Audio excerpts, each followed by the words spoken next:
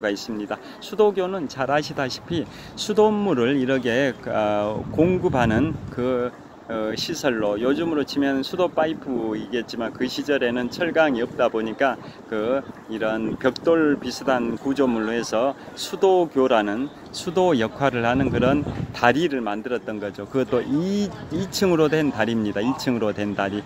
예, 제가 14년 전에 이탈리아 로마 했을 때도 2층으로 된 수도교를 본 적이 있는데요.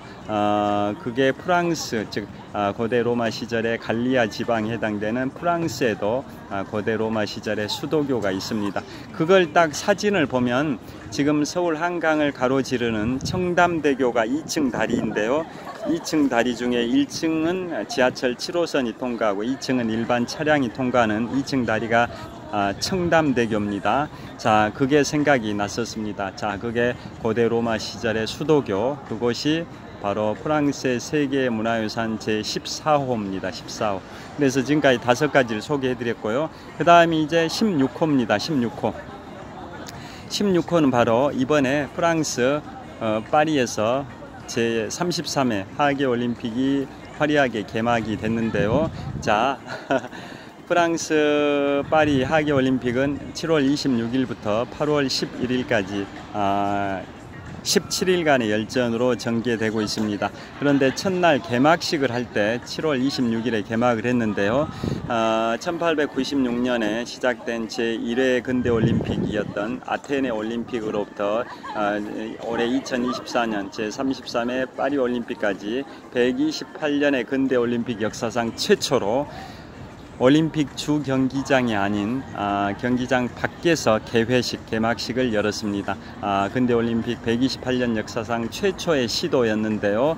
자, 그게 바로 파리 센강에서 유람선을 타고 선수들이 입장을 했었죠. 자, 그래서 센강, 프랑스의 상징은 센강도 있고, 그 다음에 에펠탑도 있고, 개선문도 있고, 프랑스 대혁명의 광장, 샹젤리제 거리, 엘리제궁, 이런 것들이 프랑스의 유명한 관광지인데요. 그곳 역시 제가 14년 전에 내 식구 가족 여행으로 다녀온 곳입니다. 자, 그래서 이번에 개막식을 할 때 센강의 오스테를리츠 다리에서 시작을 해서 노틀담 성당이 있는 시태섬을 지나가고, 또 프랑스 대혁명의 광장 콩코르드 광장 근처도 지나가고, 그 다음에 드디어 프랑스 에펠탑 바로 아래 지역에 있는 트로카데로 광장까지 배가 이동이 됐습니다. 유람선 94척에 나눠 타고 206개 국가의 1,500명의 선수들이 유람선 94척 정도에 나눠 타고 6km 거리를 강을 이동을 했었죠. 그래서 에펠탑 아래에 있는 바로 트로카데로 광장에 도착을 해서 화려하게 개막식을 했었습니다.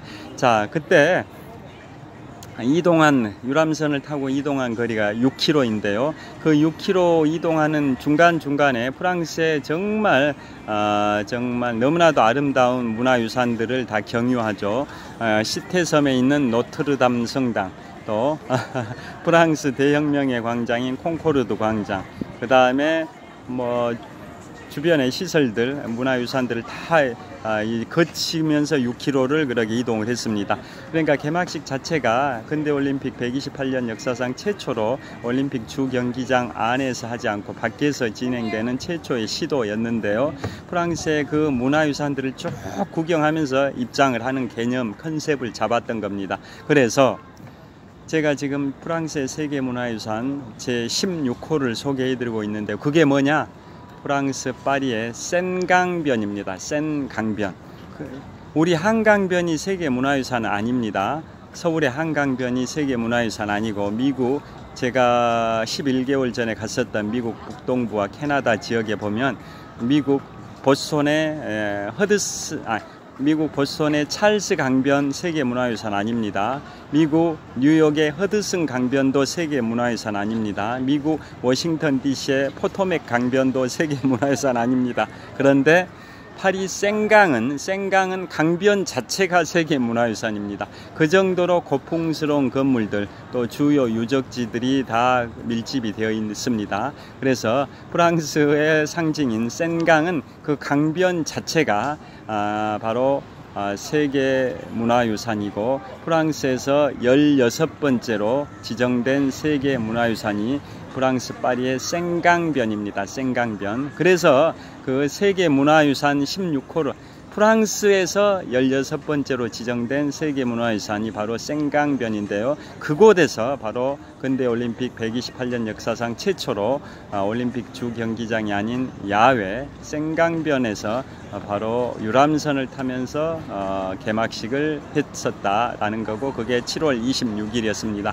오늘은 7월 31일 말일이고요. 자, 그래서 지금까지 프랑스의 세계유산 16번째로 지정된 생강변을 말씀드렸습니다. 그때 제가 14년 전에 유럽 3개국 이탈리아, 스위스, 프랑스 갔을 때 그때 일정을 잠깐 말씀드리면, 이탈리아는 로마, 피렌체, 베네치아, 베로나, 밀라노 순으로 투어를 했고요. 그 다음에 이탈리아와 프랑스 사이에 있는 알프스 최고봉 몽블랑 해발 4,807m를 조망할 수 있는 해발 3,842m 에기디 미디 전망대까지 올랐었습니다. 케이블카를 타고.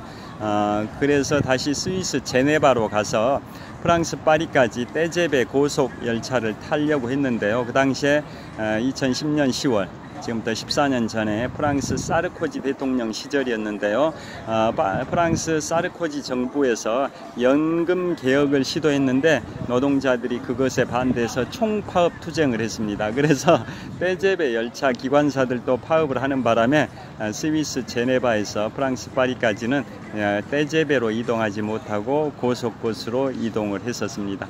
그래서 파리에 가서 제일 먼저 몽마르트 언덕, 그 다음이 루브르 박물관, 그 다음이 에펠탑 투어, 그 다음에 뭐 프랑스 대혁명의 광장인 콩코르드 광장, 샹젤리제 거리, 개선문, 그 다음이 저녁 식사를 하고 생강 유람선 투어를 했었습니다. 자, 그런 식으로 일정이 진행됐었던 게 14년 전 내 식구 가족 여행으로 프랑스 파리를 갔던 시절의 말씀이고요. 자, 그래서 생강 유람선을 타고 이번에 프랑스 파리 올림픽이 개막이 됐습니다. 그 생강변이 프랑스에서 16번째로 지정된 세계문화유산입니다. 그 다음에 또 19번째를 소개해 드리겠습니다. 19번째, 프랑스 세계문화유산 19번째가 어디일까요? 바로 아비뇽에 있는 로마 교황의 궁전, 그리고 아비뇽 다리가 있습니다. 그게 프랑스의 19번째 세계문화유산입니다. 자, 아비뇽 유수와 또 그보다 약 한 232년 전에 일어났던 카노사의 굴욕이라는 건 다 잘 아실 겁니다. 자, 중세 시대는 이제 암흑의 시대라고 표현하기도 하는데요. 그게 뭐냐? 결국은 신이 지배했던 그런 시대, 기독교가 지배했던 시대가 중세 시대지 않습니까? 그것에서 깨어나서 인간 정신에 다시 그리스 시절에, 고대 그리스 시절의 인간성을 다시 회복하자라고 외친 게 르네상스고, 그래서 1500년대 르네상스 이후를 근세로 보고 그 전을 신이 지배했던 암흑의 시대, 중세 시대라고 하지 않습니까? 그래서 중세 시대는 교황이 지배했던 그런 시절인데요. 로마 교황이 지배했었고 각 국가의 국왕들은 그거에 이제 복종하는 그런 관계였지 않습니까? 신이 지배했던 그런 시대, 로마 교황권이 각 국가의 국왕의 권력보다 더 우위에 있었던 그런 중세 시대인데요. 그 당시에 두 가지 큰 사건이 있죠. 그러니까 교황권이 강력하다라는 상징적인 사건이 서기 1077년의 카노사의 굴욕이고, 그로부터 232년이 지난 서기 1309년에 일어났던 게 아비뇽 유수라고 해서 그것은 교황권이 쇠퇴했던 그 시기에 발생된 대표적인 사건이죠. 그러니까 유럽의 중세 시대는 기독교를 지배했던 로마 교황권이 대체적으로는 우위에 있었는데요. 반대였던 시절도 있었던 거죠. 그래서 그 당시에 신성 로마 제국이라고 있었는데요. 고대 로마 제국의 이제 후신이다 해서 독일의 제1제국에 해당되는 신성 로마 제국이 있는데요. 그게 서기 962년에 오토 1세에 의해서 창건됐다가 1806년 나폴레옹이 아우스트리츠 전투에서 승리했던 이듬해인 1806년에 멸망해 버렸던 게 독일의 제1제국에 해당되는 신성 로마 제국인데요. 그 신성 로마 제국이 서기 962년부터 1806년까지 844년 동안 존속했던 독일의 제1제국 신성 로마 제국입니다. 자, 그 다음에 이 제국은 1871년 보불전쟁에서 승리한 독일의 비스마르크 수상 시절부터 1차 세계대전에서 독일이 패배했던 1918년까지 존속했던 게 독일의 제2제국이고요. 그 다음에 아돌프 히틀러가 1933년에 집권하고 1945년에 제2차 세계대전에서 독일이 패망할 때까지 존속했던 제국이 독일의 제3제국이라는 건 다 잘 아실 겁니다. 그 중에 제1제국에 해당되는 신성 로마 제국이 844년 동안 존속을 했는데요.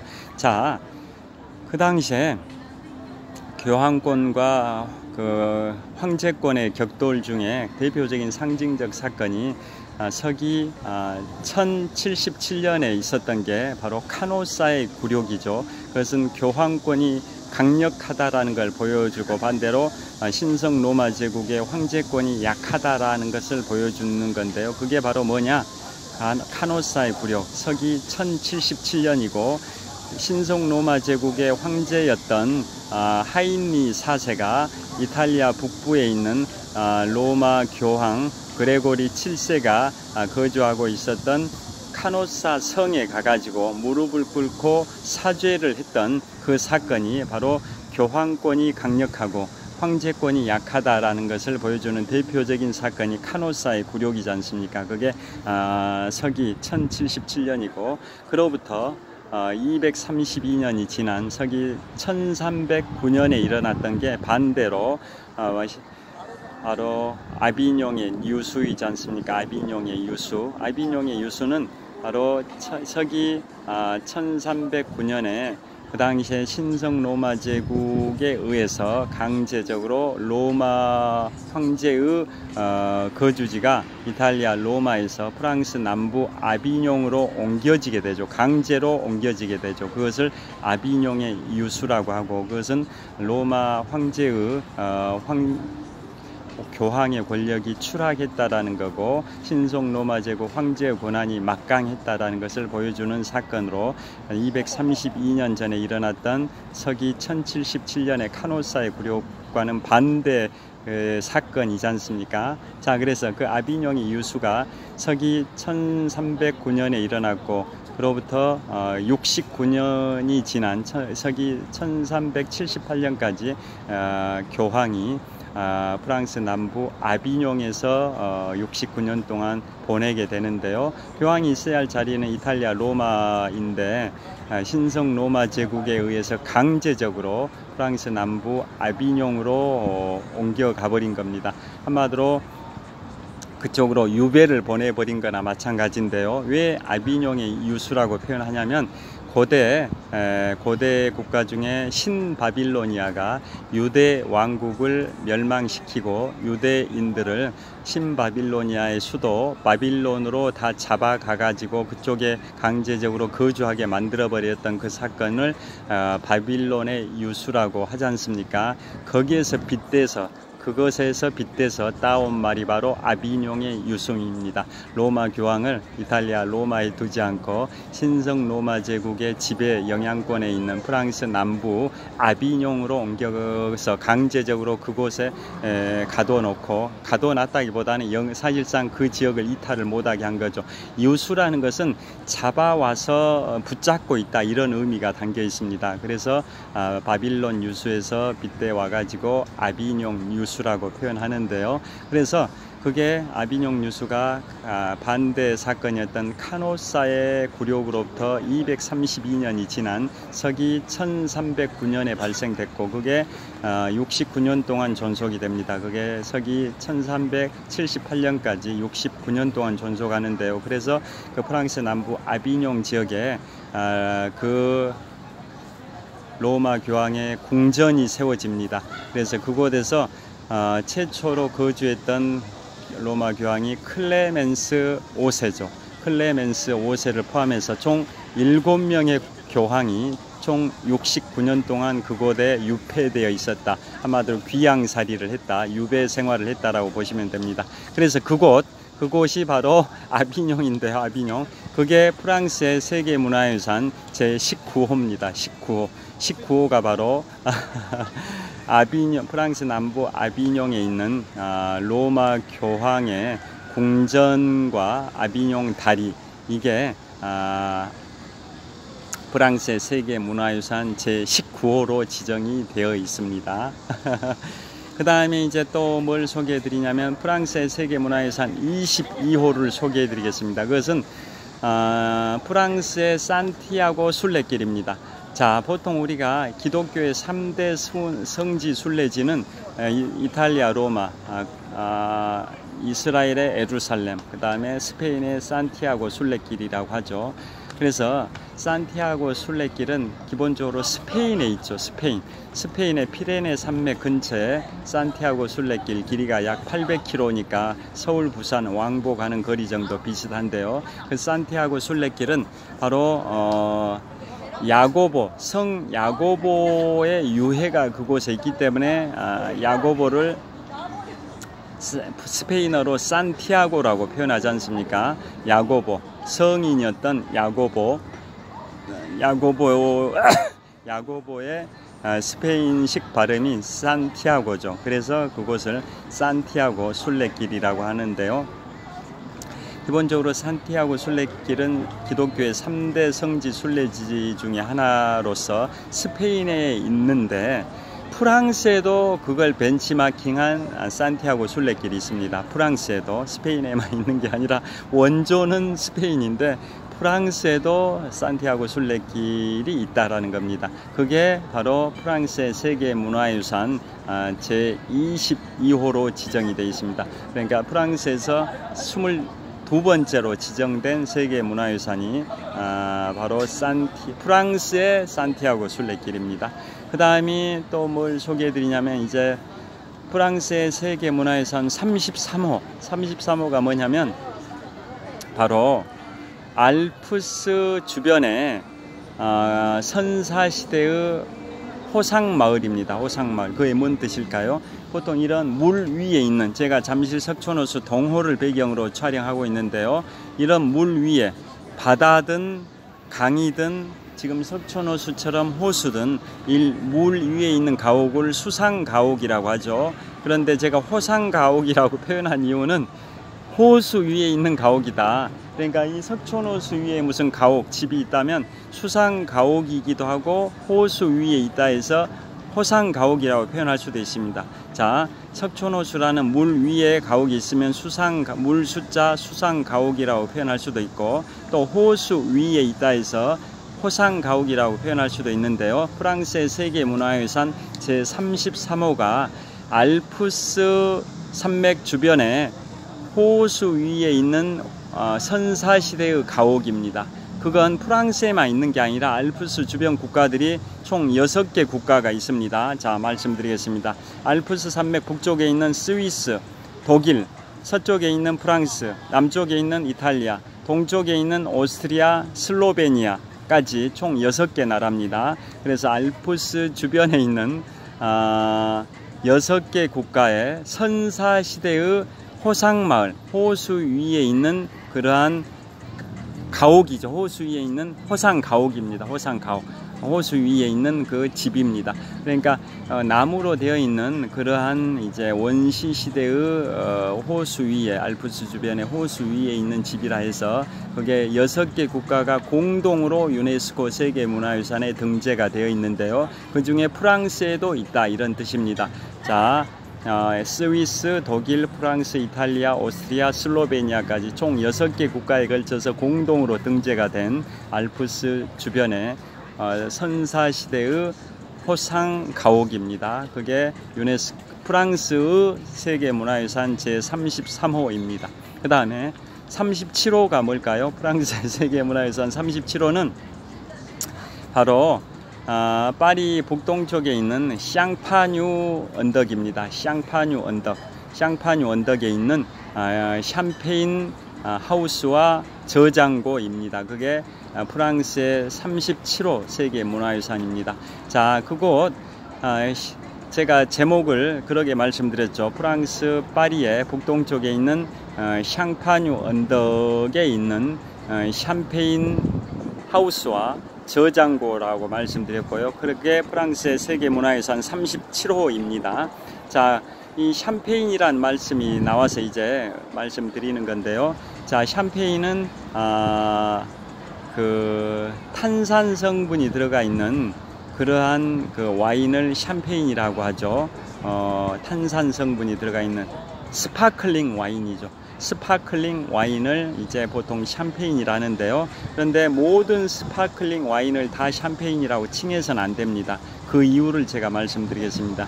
프랑스의 세계문화유산 37호가 샹파뉴 언덕에 있는 샴페인 하우스와 저장고인데요. 자, 그래서 그 샴페인은 어떤 걸 샴페인이라고 하는지를 제가 그 역사를 잠깐 말씀드리겠습니다. 자, 술에는 제조법에 따라 발효주와 증류주로 나뉘고요. 또 원재료에 따라 곡물주와 과실주로 구분이 됩니다. 자, 그래서 곡물주의 대표 주자가 보리입니다. 보리를 발효시키면 맥주가 되고요. 그 맥주를 증류를 시키면은 위스키, 흔히 양주라고 하죠. 양주가 됩니다. 또 반대로 과일주의 대표 주자인 포도를 발효시키면 와인이고요. 그 와인을 증류시키면 브랜디입니다. 브랜디. 그 브랜디 중에서도 프랑스 꼬냑 지방에서 생산되는 브랜디만 꼬냑이라고 칭할 수가 있습니다. 그리고 와인 중에서도 스파클링 와인이라는 게 있는데요. 즉 탄산 성분이 들어가 있는 스파클링 와인이 있는데요. 스파클링 와인 중에서도 프랑스 파리의 북동부 샹파뉴 지방에서 생산되는 스파클링 와인만 샴페인이라고 칭할 수가 있습니다. 자, 그래서 그게 바로 그곳이 프랑스의 37번째 세계문화유산으로 샹파뉴 언덕에 있는 샴페인 하우스와 저장고입니다. 그게 프랑스의 37번째 세계문화유산입니다. 그 다음이 40번째 프랑스의 40번째 세계문화유산은 어디일까요? 유럽의 대온천 마을이고 그것은 유럽 국가 7개 국가가 공동으로 지정이 되어 있습니다. 유네스코 세계문화유산 유럽 국가 7개 국가가 공동으로 지정된 유럽의 대온천 마을인데요. 프랑스에서는 바로 비시입니다. 비시라는 지역입니다. 프랑스 파리 남쪽에 있는 비시라는 지역인데요. 자, 유럽의 대온천 마을 7개 국가가 어디냐? 자, 영국, 프랑스, 독일, 이탈리아, 오스트리아, 체코, 벨기에 이상 7개 국가입니다. 그 중에 4개 국가는 G7 국가에 해당이 되죠. 영국, 프랑스, 독일, 이탈리아 이 4나라는 G7 국가 중에 4나라이지 않습니까? 거기에다가 오스트리아, 체코, 벨기에까지 총 7개 국가에 걸쳐서 유럽의 대온천 마을이 있는데요. 그 그 중에 프랑스 지역은 비시라는 지역입니다. 그곳에 온천 마을이 있습니다. 그게 프랑스의 40번째 세계 문화유산인데요. 비시는 뭘로 유명할까요? 퀴즈입니다. 퀴즈. 비시 많이 들어보셨을 겁니다. 자, 비시가 뭐냐? 자, 제가 지금부터 1년 4개월쯤 전에 집필했던, 즉 2023년 3월 6일에 인문학 서적 네 번째로 집필한 게 제2차 세계대전 월드워 2 466페이지짜리 책인데요. 자, 그곳에 기술을 했습니다마는 제2차 세계대전이 발발하고 1939년 9월 1일 독일이 폴란드를 침공하면서 제2차 세계대전이 발발이 됐고요. 이듬해인 1940년 6월 14일에 독일이 프랑스 파리를 점령하고 6월 22일에는 프랑스가 독일에게 항복을 하고 약 4년 3개월 정도 프랑스 파리는 독일의 점령하에 들어가고 1944년 6월 6일 노르망디 상륙작전에서 성공해서 2달 반 후인 1944년 8월 25일이 독일 점령 4년 3개월 만에 프랑스 파리가 다시 수복이 되는 역사가 있는데요. 그 프랑스 파리 남쪽에 있는 비시라는 도시가 있습니다. 비시라는 도시에 독일의 괴뢰 정권이 들어섰죠.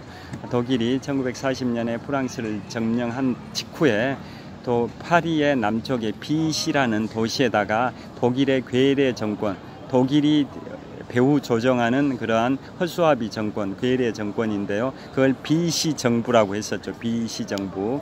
비시 정부의 수반이 누구냐? 제1차 세계대전에서 프랑스의 혁혁한 전과를 올렸던 페탱 원수. 페탱 원수가 프랑스의 제1차 세계대전 당시에 유명했던 장군인데요. 페탱 원수가 제2차 세계대전이 발생이 됐을 때 바로 독일의 괴뢰 정권 비시 정부의 수반이었습니다. 그래서 프랑스 파리 남쪽에 있는 도시가 비시인데요. 그곳에 왜 괴뢰 정부가 들어섰냐면 여러 가지 이유가 있습니다만은 대표적인 이유가 바로 호텔이 그곳이 많습니다. 호텔이 많으니까 괴뢰 정부의 배후 조종자들이었던 독일의 그러한 지도자들이 그쪽 호텔에서 투숙할 수 있는 여건이 잘 조성이 되어 있어서 괴뢰 정권을 세운 도시로 비시를 선택했다라는 설이 유력합니다. 그래서 파리 남쪽으로 약 한 200km 정도 지점에 있는 도시가 비시인데요. 그곳이 2차 세계대전에서 독일이 프랑스 파리를 4년 3개월 정도 지배하는 그 기간 동안 독일의 괴뢰 정권, 독일이 배후 조종하는 괴뢰 정권이 세워진 곳이 바로 비시라는 도시인데요. 그곳이 바로 유럽의 대온천 마을 7개 국가가 동시에 유네스코 세계문화유산에 지정된 그 온천 마을 7개 국가의 온천 마을 중에 하나로 프랑스에 있는 온천 마을이 비시고, 그 온천이 많다 보니까 호텔도 많이 있었던 거죠. 보통 온천이 많은데 숙박시설이 많지 않습니까? 그래서 호텔이 많았습니다. 그게 바로 프랑스의 40번째 세계문화유산입니다. 그렇게 온천이 많다 보니까 호텔이 많아서 2차 세계대전 때 비시 정부를 그곳 비시라는 도시에다가 괴뢰 정권을 세우게 됐다라는 설이 유력합니다. 그 다음에 이제 12가지를 프랑스의 세계문화유산 12가지 중에 이제 마지막 12번째를 소개해 드리겠습니다. 그게 프랑스의 세계문화유산 42가지 중에 마지막 해당되는 42호입니다. 42호. 42호가 뭐냐? 바로 남프랑스 지중해안의 휴양도시 니스입니다. 니스. 근처에 이제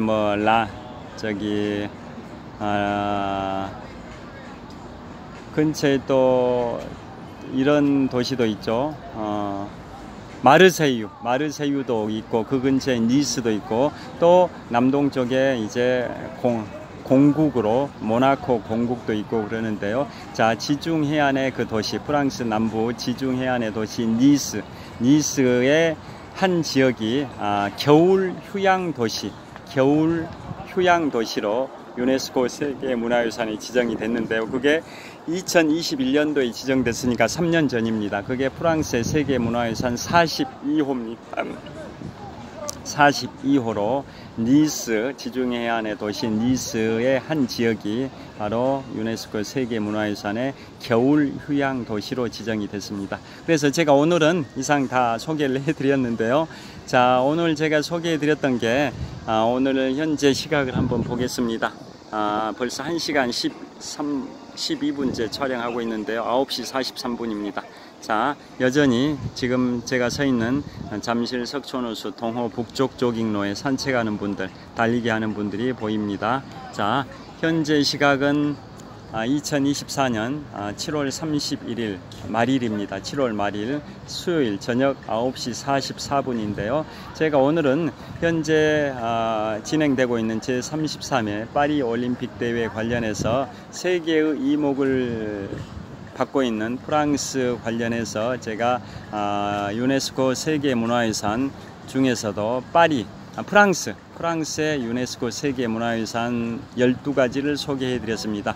아까 말씀드린 것처럼 유네스코 세계문화유산이 가장 많은 나라, 문화유산, 자연유산, 복합유산 다 합해가지고 유네스코 세계유산이 유네스코 세계유산이 가장 많은 나라가 랭킹 1위가 이탈리아가 58건, 그 다음에 중국이 56건, 독일이 51건, 프랑스와 스위스가 49건, 인도가 40건, 대한민국이 16건인데요. 자, 그래서 대한민국의 16건은 아까 소개해드렸죠. 석굴암과 불국사, 해인사 장경판전, 종묘, 창덕궁, 수원 화성, 경주 역사유적지구, 백제 역사유적지구, 가야 고분군, 조선 왕릉, 남한산성, 그 다음이 한국의 전통마을로 안동 하회마을과 경주 양동마을, 그 다음에 한국의 유명 사찰 산사 7군데, 그 다음에 한국의 전통 서원, 그 다음에 한국의 서해안과 남해안의 갯벌, 그 다음에 제주 용암 화산섬과 용암 동굴, 그 다음에 마지막으로 어디일까요?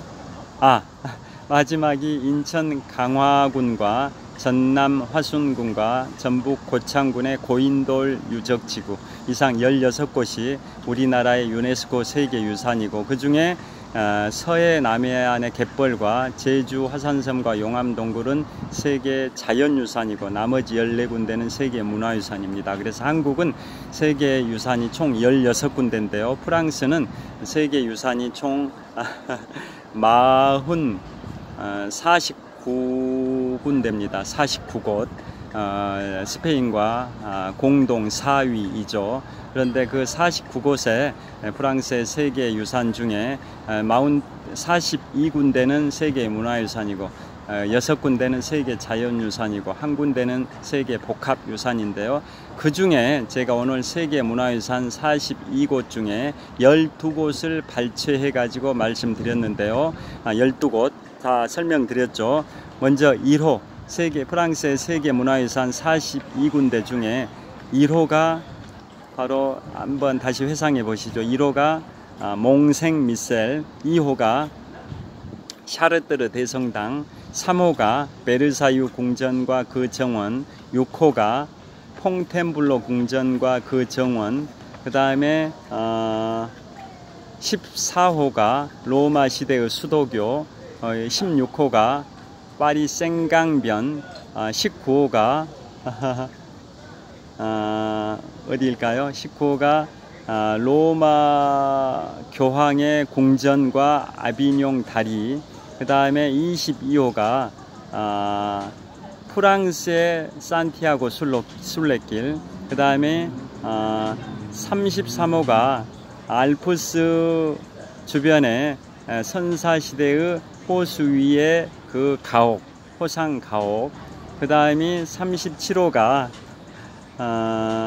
바로 샹파뉴 언덕의 샴페인 하우스와 저장고, 그 다음이 40호가 유럽의 온천 마을 중에 프랑스의 비시 지방의 그 온천, 그 다음이 42호가 마지막으로 프랑스 남부 지중 해안의 휴양 도시 니스의 겨울 휴양 도시가 42호입니다. 그래서 오늘 프랑스의 세계유산 중에 12가지를 제가 소개를 해드렸습니다. 자, 현재 프랑스 제33회 파리올림픽이 화려하게 전개되고 있고 대한민국의 선수들의 승전보가 계속 전해지고 있는데요.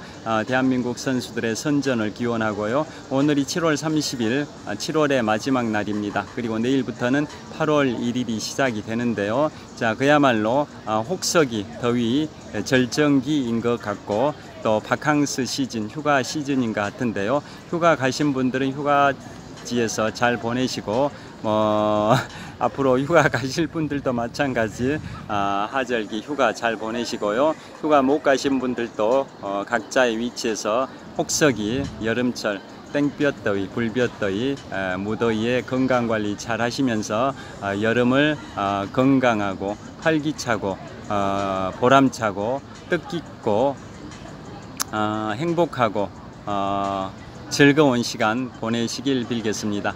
자, 바람이 시원하게 불고 있습니다. 이곳은 잠실 석촌호수 동호를 촬영을 하고 있고요. 제가 이곳에서 2002년 3월 1일부터 2024년 7월 31일 오늘까지 마라톤을 무려 22년 5개월 동안 훈련을 해오고 있고요. 그동안 22년 5개월 동안 42.19km를 101회 완주했으니까 매년 연평균 22년 5개월 동안 풀코스 42.19km를 101회 완주했으니까 연평균 풀코스 완주에서는 4.6회이고요. 그 다음에 누적 훈련 거리는 지구 한 바퀴 4120km에 약 68% 정도에 해당되는 28,000km 정도를 달렸으니까 22년 5개월 동안 일평균 매일 평균적인 훈련 거리는 3.4km, 석촌호수 1.5바퀴 정도를 달린 겁니다. 그 다음에 개인 최고 기록은 마라톤 입문 3년차였던 2004년 3월 14일 제75회 동아마라톤 대회에서 3시간 19분 48초의 개인 최고 기록을 갖고 있고요. 지금도 공식 대회에 나가면 3시간 50분 정도의 풀코스를 달립니다. 연습 삼아서 나 홀로 달리기를 할 때는 5시간 정도에 달리는데요.